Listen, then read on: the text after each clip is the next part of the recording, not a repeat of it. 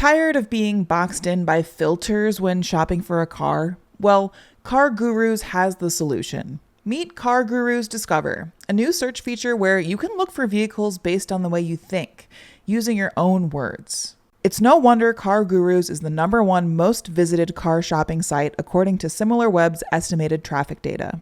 Buy or sell your next car today with Car Gurus at cargurus.com. Go to cargurus.com to make sure your big deal is the best deal. That's cargurus.com. cargurus.com.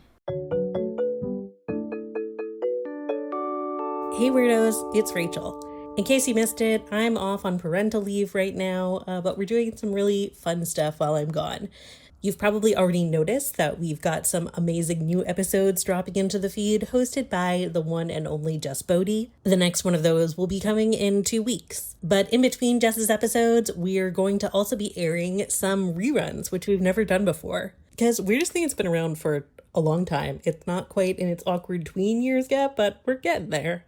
And we realized we've never gone back to revisit past episodes in the feed. It features a couple of fan favorites from the original Weirdest Thing host rotation, Sara Chodosh and Claire Maldarelli, of course, talking about running. What else? This episode features me doing one of my goofy little quizzes, which I always love and should really do more. Unless you disagree, let me know. We also hardly ever do themed, topically cohesive Weirdest Thing episodes.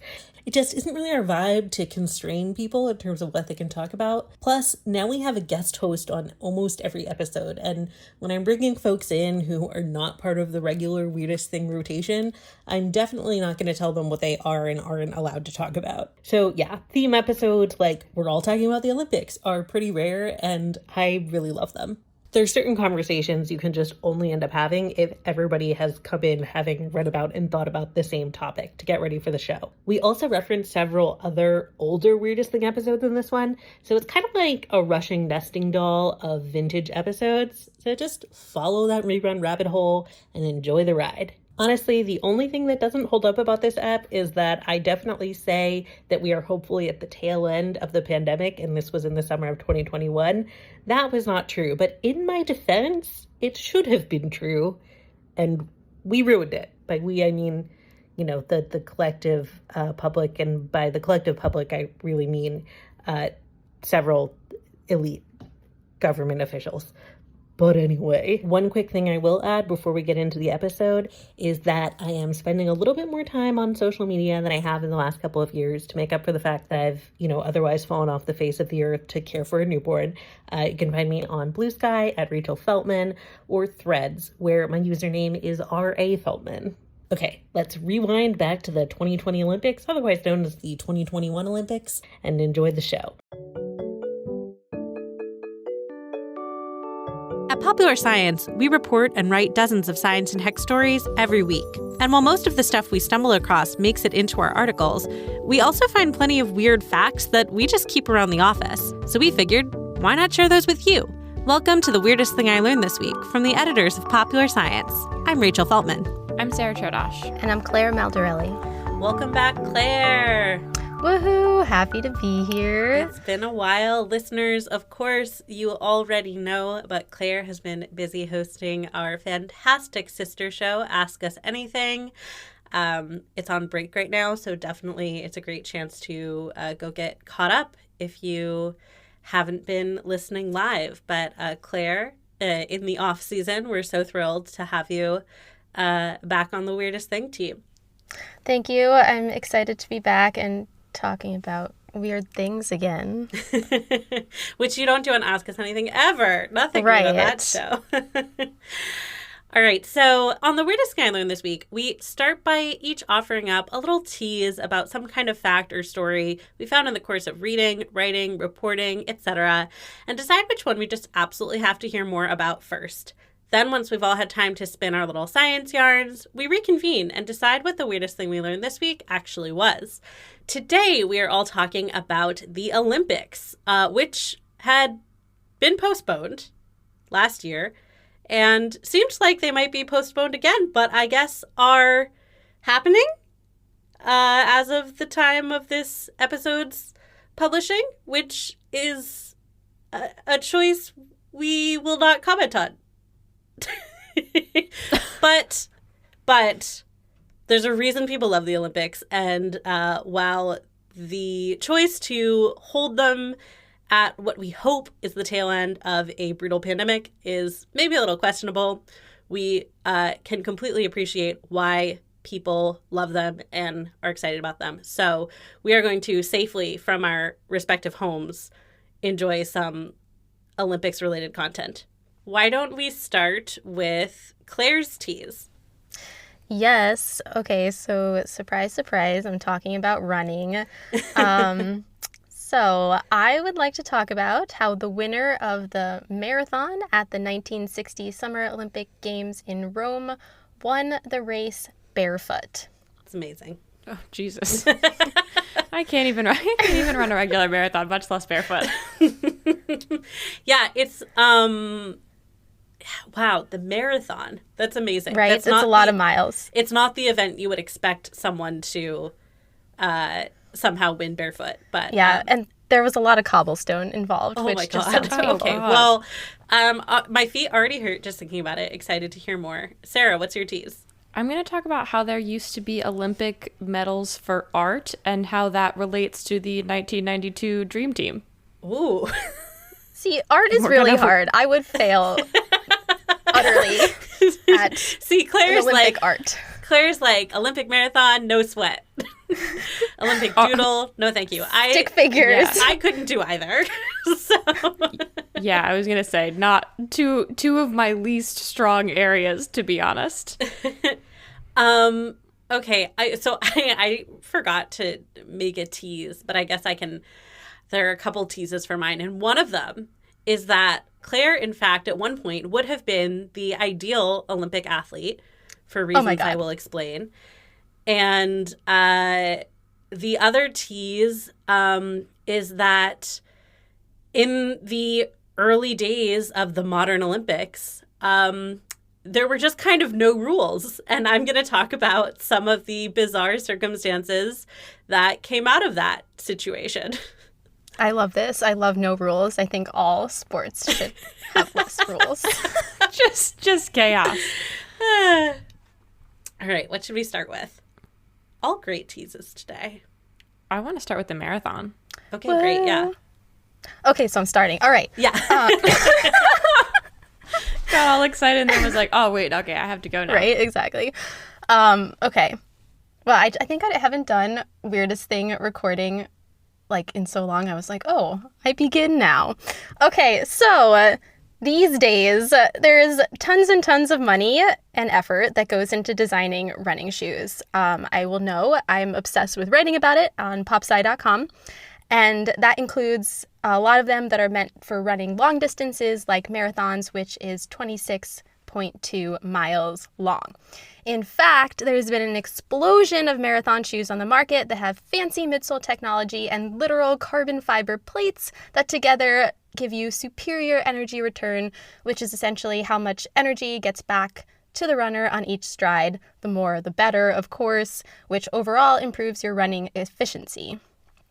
So a little bit less effort for each step you take when you run, which might seem small, but it really adds up over time considering you take, I don't know how many steps you take for 26.2 miles, but it's a lot.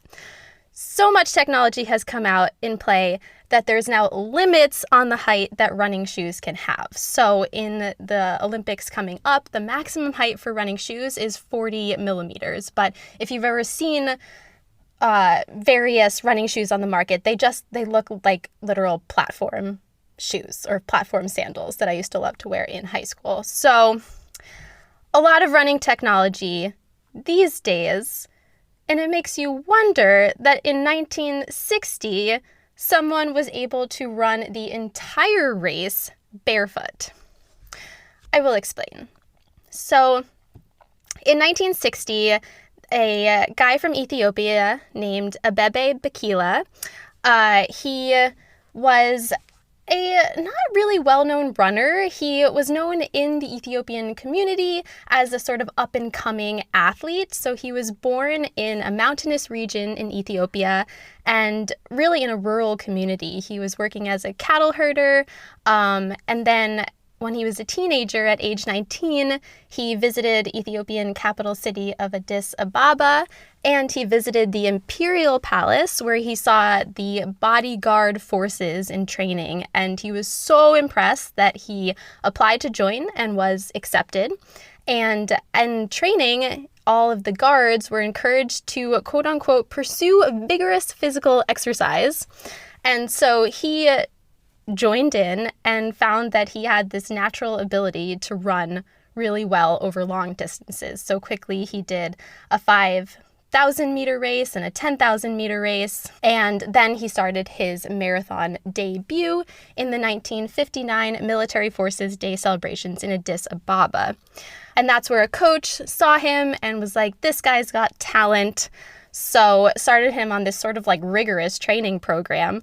And he actually finished one race with a time of 2:21:23, which was a really, really fast time for that time. I think it had actually beaten the Olympic record at the time. But despite all of this, he actually wasn't chosen for the Olympic team. But at the last minute, another runner from Ethiopia actually broke his ankle during a soccer game. And they were like, okay, let's put in this new running talent. So imagine, it just goes to show you, I'm going to get into this more in my fact, but how much the Olympics have changed, that someone was playing another sport where they could get injured right before the Olympics. It's like, let me just play a quick soccer game right before the big day. And it's like, oops, I broke my ankle. But it's hard because these days they say that like you really shouldn't, it's best for your body perhaps not to run just one sport or play one sport. Right. So but anywho, for cross training, maybe like water aerobics, something very safe. Yoga, Pilates, although Pilates can be very challenging. I mess myself up doing Pilates. So. Same. In a good way, though. So days before the race, he hops in, and he was training in Ethiopia both with and without shoes. So on some days he would wear shoes for some of his races and some he wouldn't. But he was wearing essentially just like one pair of shoes because running shoes are expensive, and it wasn't like the Olympics today where runners are sponsored. They get all of these running shoes in advance, all of this wardrobe and apparel and all this free stuff. It was essentially kind of a more DIY type of thing. So he had this one pair of running shoes, and a few days before he was about to leave for Rome, the shoes literally fell apart. And according to an article in the World Athletics Organization, he went on a search in his hometown to find a new pair of running shoes. But as the story goes, he couldn't find a pair that he was comfortable wearing for 26.2 miles. He went to a local running store, tried a bunch on, really wasn't feeling it, but he did, think to himself, well, I do need to buy a pair of shoes. I've got a big day ahead of me. So he bought a pair, tried them out for a bit, and they gave him blisters. So he said, screw this, I'm going to go barefoot for the big day. And if there's any runners out there, and maybe you and Sara can also attest to this for whatever shoes you wear for cross training or for weightlifting, you know that your shoes are very important. So I like to train in exactly one type of running shoe, and despite the amazing shoe technology, like I mentioned, available on the market today, I refuse to wear literally any other shoe but this exact pair of shoes. So much that when I saw that there was an update that they were going to do for 2021, I went and bought like a ton of the old pair because I was like, I will die. Yeah, you can't risk it. Exactly. So he's not loving the new shoes, and he's like, I'm going to go barefoot on the big day. Coaches do have a saying, and it's unclear if it existed or was popular in 1960, but it goes like this: nothing new on race day, or the rhyme, tried and true and nothing new. And I was trying to think about this. I was like, well, technically, because he trained with and without running shoes, he kind of was adhering to the method. Nothing new on race day. Why try this new pair of shoes that gives me blisters when I've run in training runs, probably not the full 26 miles, but whatever, I've done it barefoot, so I'm just gonna go for it. All right. So Yeah, I mean, it makes sense. exactly, right? I feel like this is exactly what I would do in his situation. So race day comes. The Olympic marathon that year was scheduled in Rome at 5:30 p.m., which seems pretty late for a 26.2-mile jogging event. An evening run. Yes, a light evening jog. But Rome is an incredibly hot place in August, and it's unclear why they decided to have it at night instead of, say, early in the morning when marathons happen now. Like the New York City Marathon, I think, starts at 9. Other ones start at 8 or sometimes even 7 a.m. But it was smart for them not to do it in the middle of the day.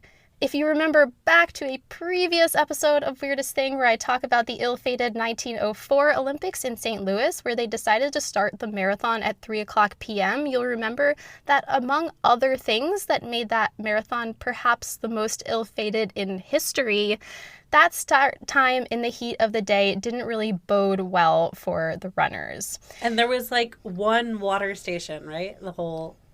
Yes, one water station. And I wouldn't really call it a water station if I remember. It was kind of just like a well that you had to, it was like a self-service well.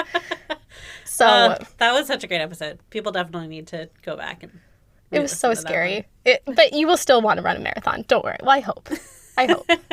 Maybe listen to it after you run your race.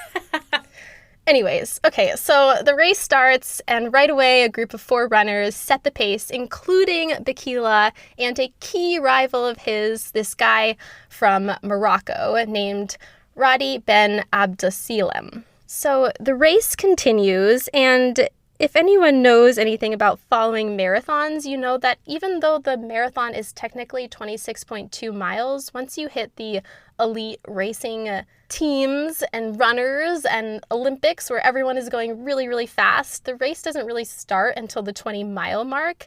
It might sound late for a marathon, given that it is 26.2 miles, but marathoners will often typically hold a set pace for the majority of the race and then pick it up towards the end at mile 20.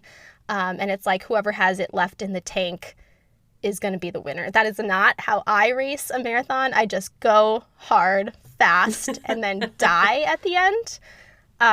But that's not the best tactic. I'm not an elite runner, so there we go.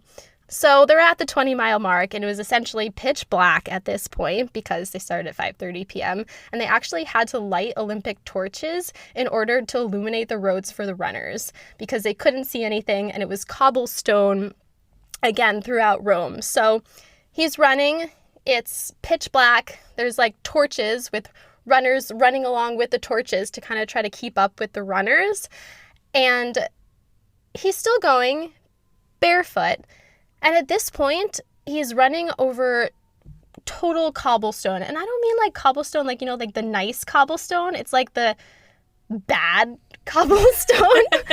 I guess you could call it like those, you know what I mean? Like those big. I mean, it's cobblestone that has been there for hundreds of years. Like Rome is a different level of old compared to any cobblestones you have walked on in the U.S. Yes, correct. Exactly. Thank you, Sarah, for that description.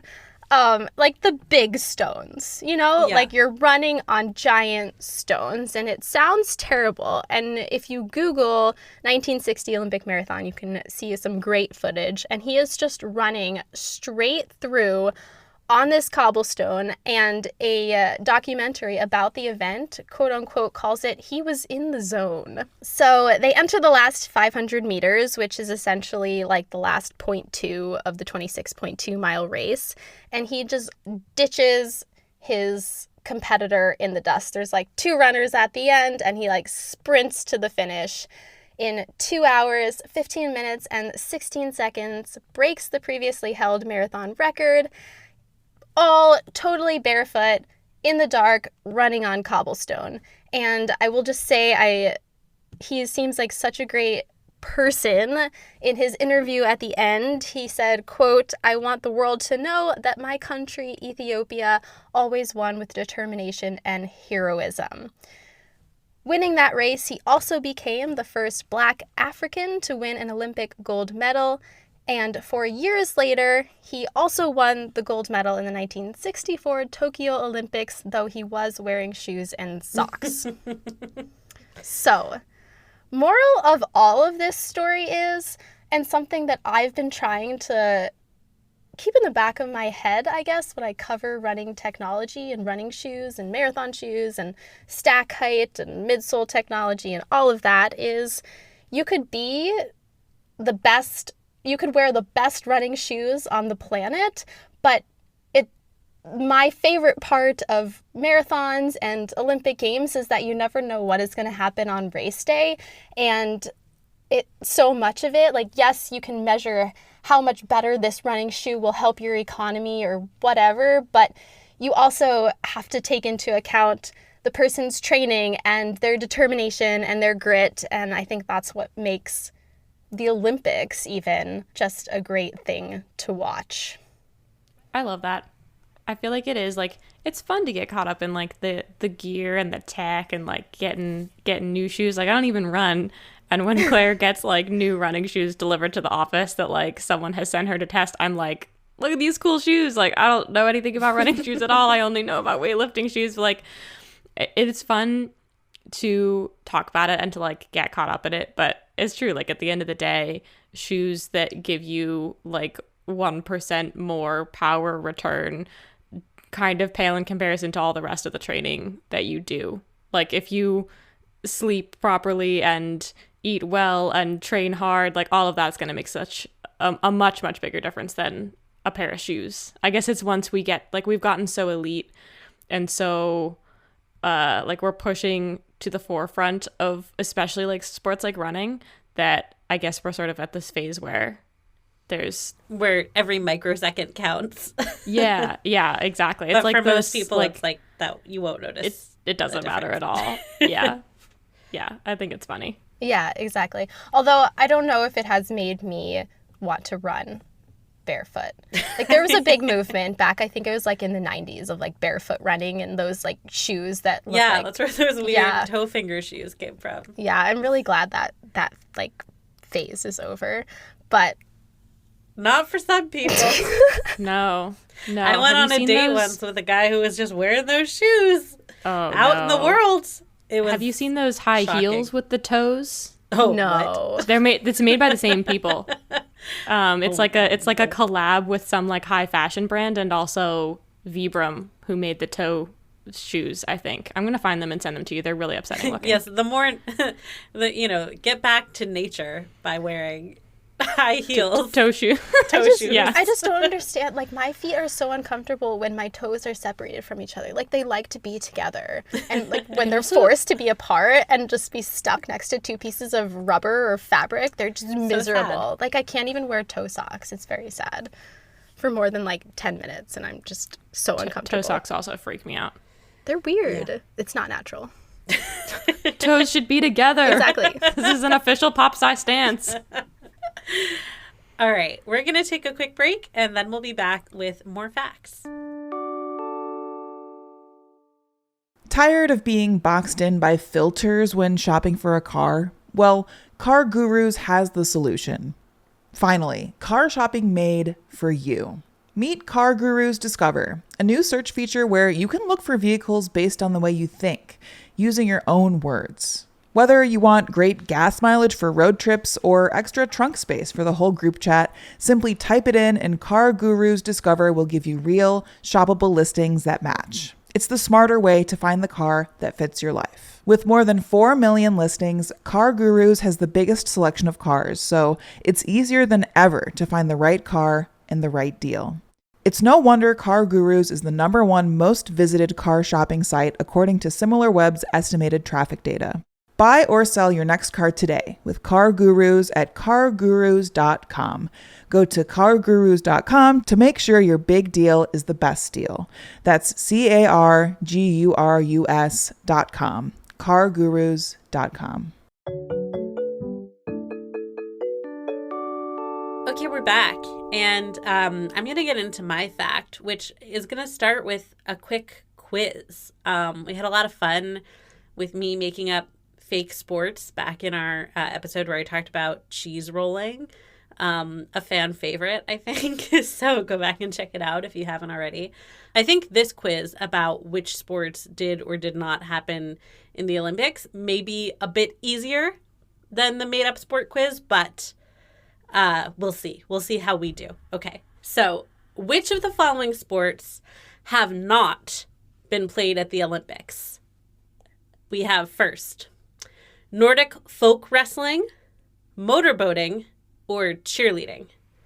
Is there just one? That one of them hasn't been? Just one has not been played at the Olympics. Okay. Can you repeat What was them? the second one? Yes. Yeah. Sorry. Repeat it, please. I'll you start from repeat the the top. question? Okay. Yeah. So, all right. So, which of the following sports have not been played at the Olympics? Just one. Is it Nordic folk wrestling, motorboating, or cheerleading? I'm going with B, motorboating. I'm also going to go with motorboating. Incorrect. Oh, no. Motorboating has appeared at the Olympics, though the IOC is notoriously opposed to motorized sports. In 1900 and 1908, that didn't matter because it was Paris's call. What is Nordic folk wrestling? Well, it appeared at the Olympics in 1912, and there are going to be people who tell me I'm wrong about this, and I will say I am going to explain why I'm saying it was in the Olympics. Don't be pedantic. I'm about to be pedantic for you later. We are just having fun with this quiz. It appeared at the Olympics. Cheerleading has been granted provisional status as of 2016, which means it could be approved in time for 2024 or 2028. But unfortunately, cheerleading, the very real and dangerous sport, has yet to appear in the Olympics, and Nordic folk wrestling has. I just Googled Nordic folk wrestling just to try to get a sense of what the heck this is. And first of all, it tells me that what I should have searched for was Glima, the name Yes, that it's covers called several Glima. types of Nordic folk wrestling. Wow. Yeah. Well, we're going to have to put some photos up online because, Yeah, first of all, some of these popsci.com/weird. people are wearing like boots and what looks like underwear.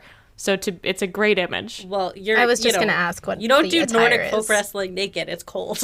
Yeah. I mean, it's kind That of... stuff is for Greece and Rome. Yeah, Okay? yeah. Well, I guess I'm surprised because like Olympic wrestling now is such a thing. Like it is a very specific kind of wrestling, and it's wild to me that there was just this other kind of wrestling. But I really love it. I will get into more detail. Okay. Which of these sports has not appeared at the Olympics? Life saving, billiards, or motorcycle racing? Life saving? Yes, life saving. Which has Sport. not As appeared. in, They all feel like they haven't appeared. Going into the water, pulling people out of it. Oh my god, wow. Okay. Wait, what was B and C then? I got stuck on life saving. That's fair. Billiards and motorcycle racing.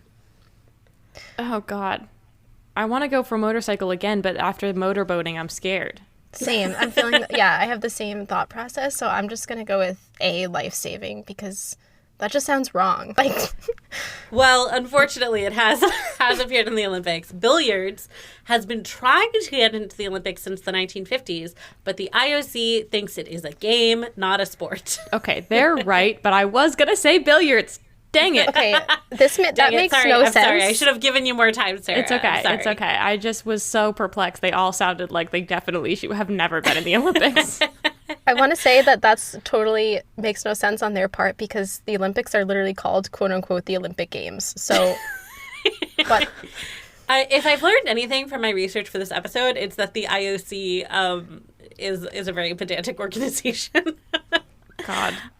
We could also have a whole episode about like what is a sport and what is a game, and just my get a lot God. of angry fan mail. Yeah. All right, next up. Which of these has not appeared in the Olympics? Chess, pistol dueling, or horse long jumping? Like a long jump, but on a horse. oh my goodness. Again, Wait, like I what want to was say B? chess, I but I can't- feel like it's a trap because the other two are sports and chess is not a sport. Oh God, I'm gonna say chess. I'm going to also say chess. Yeah, chess has not appeared as an Yes. official Olympic sport. And this is where I will have to get pedantic in a minute to explain my logic. But I promise, this is all going to be a learning experience. We're going to learn a lot based on which things I said were in the Olympics and which weren't. Okay, a couple more left.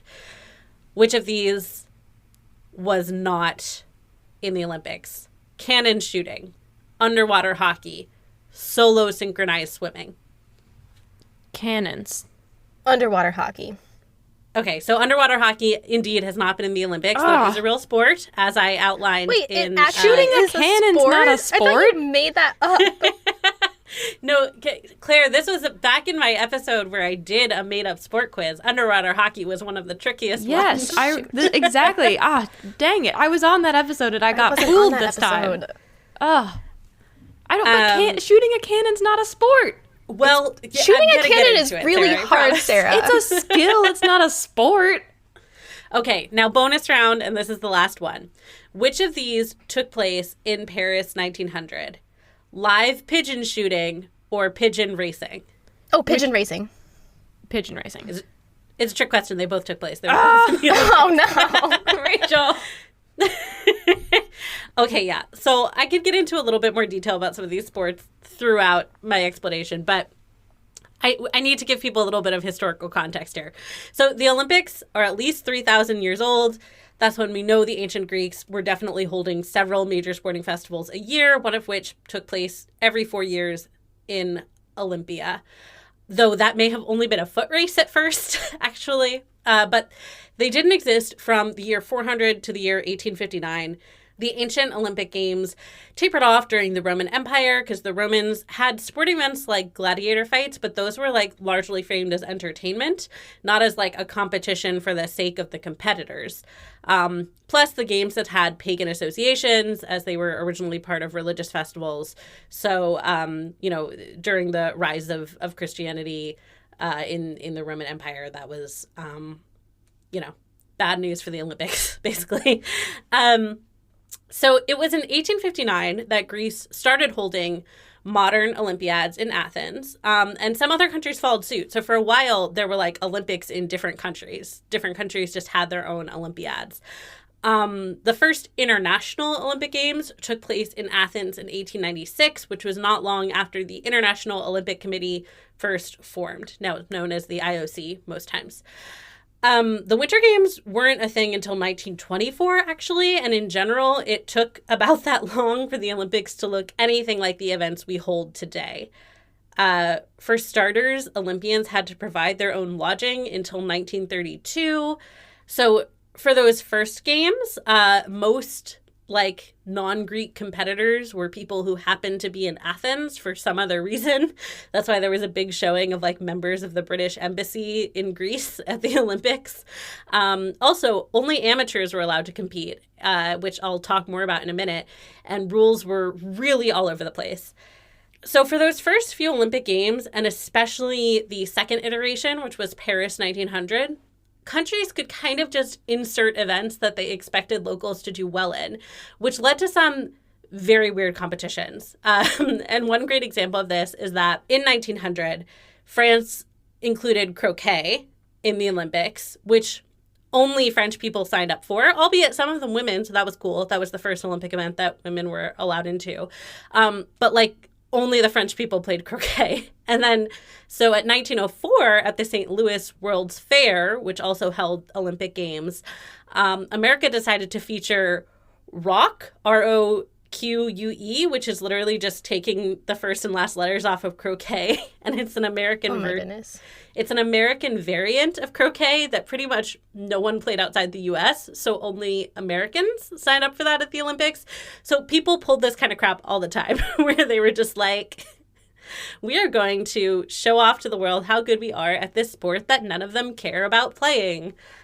And so, yeah, there were a lot of accusations of people trying to, pad the medal count for the host country. And the early Olympics were very much just extensions of the world fairs that they were generally held with. So some really random stuff got airtime. These days, we would call these events demonstration sports, where they're not part of the official games. They don't contribute to any nation's medal count. They're there generally because it's something the country that's hosting has a lot of top-ranked competitors in, like bowling, which was a demonstration sport in Seoul during the Olympics. So it's an opportunity to show that off on an international stage and add to the stuff there is for people to buy tickets to and to broadcast and all of that good stuff. But because there were so few rules about how to run the Olympics in the early 1900s, there are still people debating what should be counted as an official Olympic event versus a demonstration event. Because at the time, the host countries were not making a distinction. So, for example, chess has been a demonstration event at a more recent Olympics. But by then, it was being called a demonstration event. No one was pretending it was part of the real thing. Whereas cannon shooting was, if it happened today, it would be a demonstration sport. But when it happened in Paris in 1900, it was just one of many quote unquote Olympic events. So no one has really, there are definitely people who have made lists being like, here's what was official, here's what wasn't. But it's kind of a matter of opinion. So wait, okay. So are the countries that earned medals in cannon shooting, like, are those counted in their total, their official country by country medal counts? So my understanding, and I could be wrong about this, but I think in Paris 1900 and probably in St. Louis 1904, there was no distinction between sports, and it was just like, if you won a medal, you won a medal. And there wasn't as much about like a country winning the Olympics. It was kind of, I mean, there wasn't really an opening or closing ceremony. It was all a mess. And I'm sure someone who knows more about the Olympics than me could talk about this with more nuance. But my takeaway is just like, if someone won, it was still kind of arbitrary because nobody was like keeping great track. Yeah, and it sounds like some countries were like, well, we're going to do our best sport and win like 20 medals with it. Yeah. Well, and I think the important thing to get at is that even if they really were keeping a close tally of medals, it was always going to be the host country that won because they had the most competitors there. Because they didn't pay for travel. Right. So, a very strong geographic selection. Exactly. Yeah. And also important to remember is that none of the people doing these events were professionals in any sport. So like cannon shooting was just as legit as foot racing because nobody was supposed to be doing this full time. In 1912, American decathlete and pentathlete Jim Thorpe actually lost his 1910 medals because he had once accepted a small payment for playing semi-professional baseball as a college student, which breaks my heart. That seems really unfair. But the Olympics were supposed to showcase this like pure athleticism that would only be tainted by someone's desire to make money or their ability to train full time, which is so radically different from what the Olympics are today that it really blows my mind. It seems like the IOC was persuaded to move on this once TVs became really widespread and they realized how much money the Olympics could make by broadcasting. And relatedly, how much cooler the sports would be to watch on TV if people were performing at really elite levels. Plus, another thing is that the Soviet Union had started to train and support their national athletes basically from birth. So they didn't have amateur athletes anymore.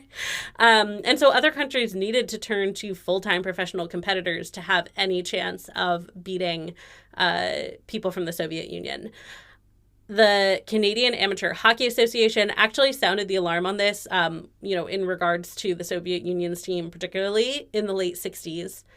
And the International Ice Hockey Federation decided that Canada should be able to include 9 non-NHL professionals on its team for the 1970 Winter Olympics in Canada. But the IOC disagreed, and Canada actually withdrew from all international ice hockey competitions in protest until, I think, like the mid-1970s, when the IOC actually opened hockey up to non-NHL professionals. And there continued to be a lot of debate about who should be allowed to compete or not. Then in 1986, the IOC decided to officially leave competitor selection criteria up to individual sport federations. And by the 90s, basically every sport featured people with full-time endorsements or professional contracts. So things have changed a lot. In Paris 1900, you could basically just stroll up and be like, I can shoot a pigeon, and you were in the Olympics. They did actually reinstate Jim Thorpe's medals, but 30 years after he died. I know. Ugh. It's really sad. Such a bummer. Yeah. Well, and it's like, it's such a like letter of the law thing, right? Like it's not like he was like sitting at home getting rich off of endorsements. He had gotten paid for one sport once. For a different sport. A different sport, not even the sport he won Exactly. in the Olympics. So Yeah.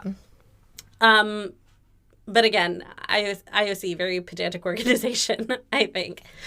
So, yeah, then, I mean, I wanted to talk a little bit about how you get a sport into the Olympics, because when you look at, like, billiards and cheerleading, like, waiting in the wings, it makes one wonder. And I will say also, for anyone who has yet to pick up on this, all of the weird sports that I listed in the quiz at the beginning are from those early days when just kind of like countries could just put random stuff in there and be like, it's an Olympic event. The only weird one that I listed that's like modern is solo synchronized swimming, which is where you're synchronized to the music, not to other dancers. So you kind of, it's like a gymnastics mat routine, but in the water. It is not still in the Olympics. It fell out of fashion. Could I do it? No. Do I think it looks silly? Yes. That's my stance on solo synchronized swimming. it sounds lonely. Like I would want. So, yeah, getting into the Olympics is a really complicated and drawn-out process. You have to first get recognition as a sport from the IOC, which, as I said, billiards has not succeeded in doing. And that gets you into the International Sports Federation status, which means then you can have like your own international governing body that's supposed to ensure that the sport is following various IOC rules like anti-doping regulations. Then you file a petition to the IOC where you can either argue that you're an entirely new sport or a discipline, which is a branch of a sport, or an event, which is just one competition within a discipline. So, for example, triathlon was added in 2000 as a whole new sport. Meanwhile, women's wrestling, when that was added, it was just a new discipline since wrestling was already in the Olympics. And then you have something like women's pole vaulting, which was just a new event within women's track and field, which was already a discipline. So that's all to say, like, there are different strategies for getting your sport in, and one of them is to kind of like fold yourself in under another sport and just be an event. There's also like a bunch of stuff about popularity. Like a sport has to be widely practiced by men in at least 75 countries and on 4 continents, and by women in no fewer than 40 countries and on 3 continents, which I would like to say creates a big bias against roller derby, which is predominantly played by women and non-binary, non-gender conforming people. So I would love for roller derby to be the sport that breaks this qualifier, because we could flip it.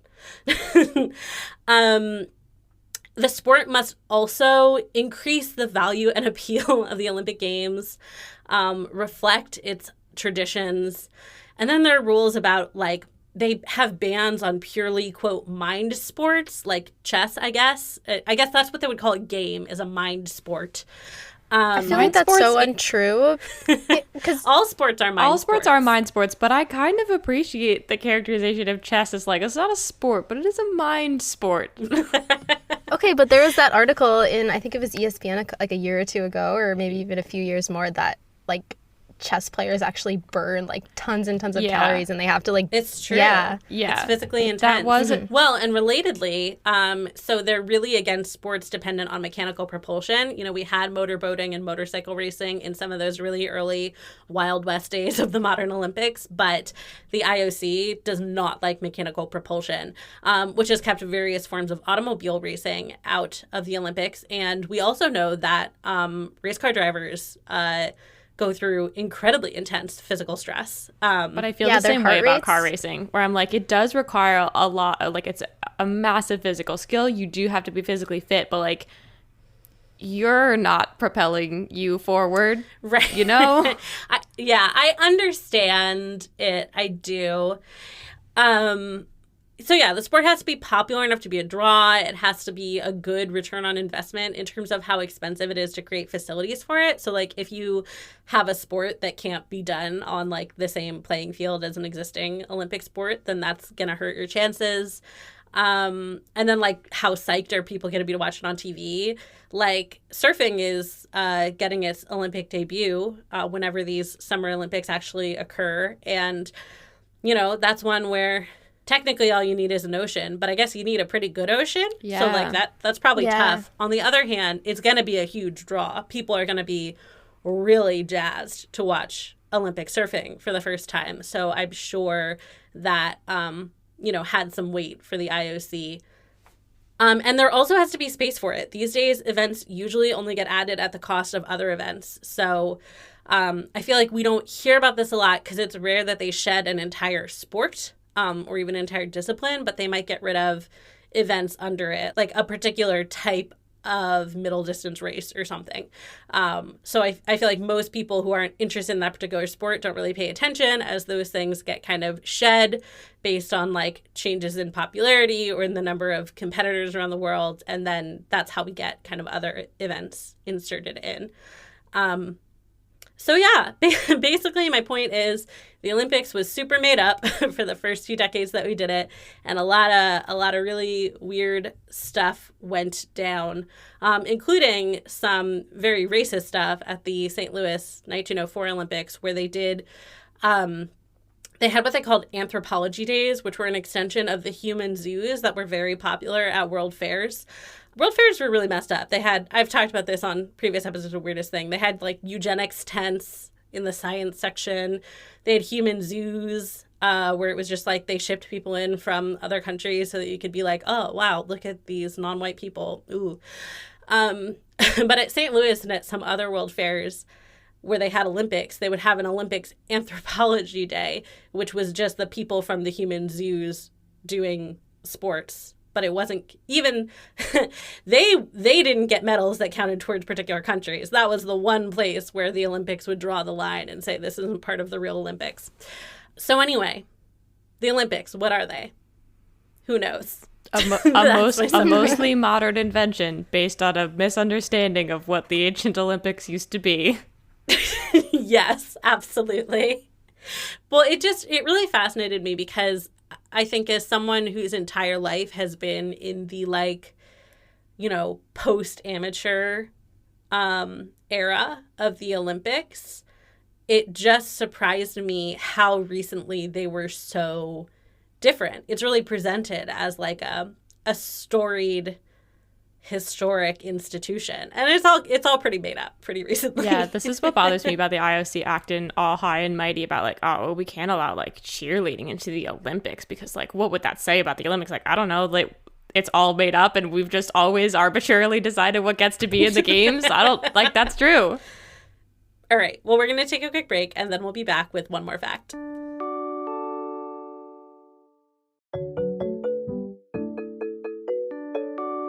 Okay, we're back. And Sarah, tell us about Olympic art. Yeah, I mean, I'm here to get more into the silliness of what the Olympics have been. Okay, so here is the fact, which was when I learned it so wild to me. I heard it on another podcast, and I legitimately had to look it up in the middle of cooking dinner because I was like, this can't be true. Like, these people didn't fact check properly. But it is true. The Olympics gave out medals for art at every games from 1912 to 1948. And somehow we've just all collectively forgotten about this fact, which is crazy to me because it was so recent. So the reason why was basically a man named Pierre de Coubertin, which I'm sure I am butchering, who's like basically the founder of like what we consider the modern Olympics. And he was a big believer in the idea of the Olympics as not just a competition of athleticism, but like of being a complete person. Like, if you were going to be a true Olympian, you should be skilled not just in sport, but in music and literature. This sounds like a Jane Austen book. It like does feel like that. A true woman, a truly accomplished woman must be adept. Exactly. Yes. Okay, or like a college application. Like, you can't just be good at school. God forbid you just are good at one thing. You must be good at all of the things. And I'm unclear where he got this idea because, like, again, the ancient Olympic Games were very much about sports. Like, often just like one sport too. Yeah, like there weren't that many. Like, you had like discus and chariot racing, pentathlon, running, wrestling, but like I don't think any literature or sculpture was involved, so I'm not really sure where we came up with this idea. Also, like, the ancient Olympians were naked, but as far as I know, Coubertin was not interested in having all the Olympics be naked and oily. But regardless, when he founded the modern games, let's be honest, more people would watch. Yes, if we're looking to spice up the Olympics, let's go back to its roots. But anyway, Coubertin was pretty insistent that there needed to be like an artistic component to the Olympics. And I think perhaps single-handedly he managed to get it included as like kind of a side exhibit in the 1912 games in Stockholm. So they awarded medals for painting, sculpture, architecture, literature, and music. I was hoping that, like the other Olympic events, it was going to be some kind of race, like who can compose the best song the fastest or something like that.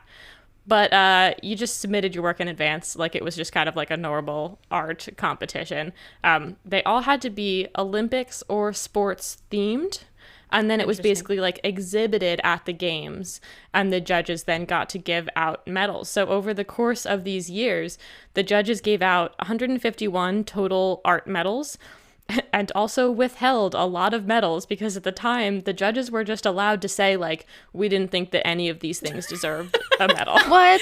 Like the Pulitzer prizes were announced. Yeah, like the recently, cartoon. Yeah, and the there was cartoons. Yeah. no award for editorial cartoon, which was devastating. Aren't good enough. It is literally like that. And also not only that, but they were allowed to say like give out silver and bronze but no gold and just be like we didn't There are a lot of which lot of second and third places here, but yeah, to no me though, first like place. whoever won silver, like they won gold. They were the best. Like whoever you picked that was the best, that's the yeah, there definition needs of to be who's a gold. grading curve on medals. Yeah, it was wild to me. But apparently the Olympics art judges were extremely picky. So the art part was like it was never that successful, and it was kind of a sideshow. But I do want to point out like they were Olympic medals. Like it was considered an accessory to the games, but they were official Olympic medals. And they kept holding the event through the 1948 games. Coubertin himself actually won a gold medal in literature in 1912, the first year that they did it, for a poem that he wrote. He submitted it under a pseudonym, and I couldn't determine whether it was like it was legitimately a pseudonym and nobody really knew it was him and he won it just because he was like an incredible poet, or if it was like, hey, wink, I'm wink. gonna submit this under a pseudonym, but like right? Maybe like not enough people had submitted their applications, and he was That's like, I also gotta possible. put one in. Yeah. But other than the founder of the Olympics, you have probably never heard of any of the other artists who ever won medals because the artistic community didn't take it seriously. Like just the fact that your entry had to be sports themed meant that like lots of artists just weren't going to submit everything. So like in the architecture category, most of the things that were entered were like sports arenas. But if you're an architect who doesn't design sports arenas, like why do you, nobody cared. No artist cared about winning an Olympic medal in art because it was a silly thing to begin with. So you might think that the IOC stopped awarding Olympic medals for art because of like a lack of interest, or maybe because like it's literally a sports medal that is given out for art. But that is not why. The thing that killed the Olympic art medals was the debate about whether amateurs should be allowed to compete in the Olympics. So the guy who took over the IOC after World War II, Avery Brundage, who was American through and through, was absolutely adamant that everybody participating in the Olympic Games had to be an amateur because, as Rachel said, that's how you make them pure. But really, the idea of like amateurism being more pure than being a professional athlete is like very much rooted in classicism. So I found this great quote from an Olympics historian, Bill Mallon, which is quoted in a really excellent 2012 article in The Atlantic about amateurism generally. So he said, amateurism really started when the people who were rowing boats on the Thames for a living started beating all the rich British aristocrats. Damn. So basically, Nice. like, when all the professional athletes, many of whom weren't like fancy, rich, upper crust people who were like, I'm good at this thing and I'm actually going to earn a living doing it, they started getting really good. And then all of a sudden, all the wealthy elites were like, oh, it's not really very sportsmanlike to like get paid to do this. You're only a gentleman if you do this sport as a hobby on the side. Yeah. Also, definitely as like an extension of the world fairs that these Olympics were being held at often, like there was kind of a eugenics subtext where it was like we're just showing off like the purity of our best stock, not our athletes.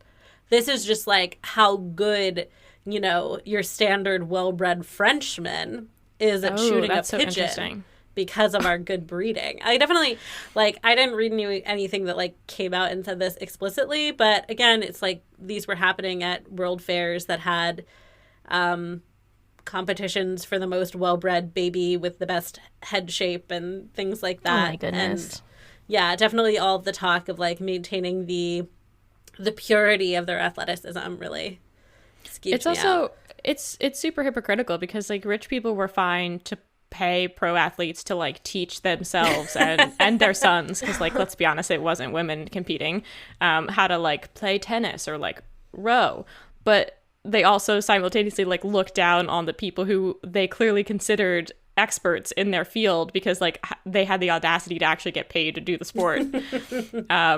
But like, of course, the idea of being an amateur and being an artist are not really compatible, because like, imagine if the only people who were allowed to compete in the architecture competition were amateur architects. Like, that's just not a thing. I show up with a football shaped house I drew on a napkin. Yeah, Give me the gold. I mean, entertaining in other ways, but not really in the keeping of what the Olympics is supposed to be about. And so they like kind of had to get rid of the art competition because I don't understand, like, there was who was even going to submit. Like, they already had trouble getting artists to actually submit works. They like at least 1 year had to extend the deadline because they didn't have enough entries coming in. So they went so far as to strike all of the medals out of the the official Olympic record. So the 151 medals, they don't count towards the country's medal counts, which I'm actually all right with. But I think it's interesting that they used to count, and then the IOC was like, actually, in retrospect, we shouldn't have ever given out any of those. Yeah, no, I mean, similarly, like the IOC has definitely looked back and like redacted a bunch of stuff that happened in Paris and been like, these are the medals that count. But it like the logic by which they separated sports seems to have been pretty much just like a vibe. Like, should this have counted or not? Yeah. And it's all like especially wild, I guess, because, you know, the art medals went away starting in the 1950s. But then, as Rachel said, it wasn't that long after that the Olympics became the giant money grabbing scheme that we know them today. So like, as soon as Avery Brundage left, the IOC said, hey, you know what? We can make a lot of money if we just had professional athletes who were actually really good at these events. And then people would probably tune into the television and watch the people that they already know from the other sports that they play professionally and just like watch them in the Olympics. So starting with the 1992 Olympics, the IOC changed the rules. And while you can't get paid to go to the games, you are allowed to be a professional. Hence the 1992 Dream Team. I brought it around in the end. For those who don't know, the 1992 Dream Team was the U.S. basketball team that was the first to feature NBA players. So Michael Jordan, Scottie Pippen, Magic Johnson, Larry Bird, Charles Barkley. And ever since then, of course, the men and women's U.S. basketball teams have absolutely dominated the Olympics because we have the NBA. I learned that each the men's and the women's teams have lost only once each to like not won gold. The men's team lost to Argentina, which is not a country I associate with basketball.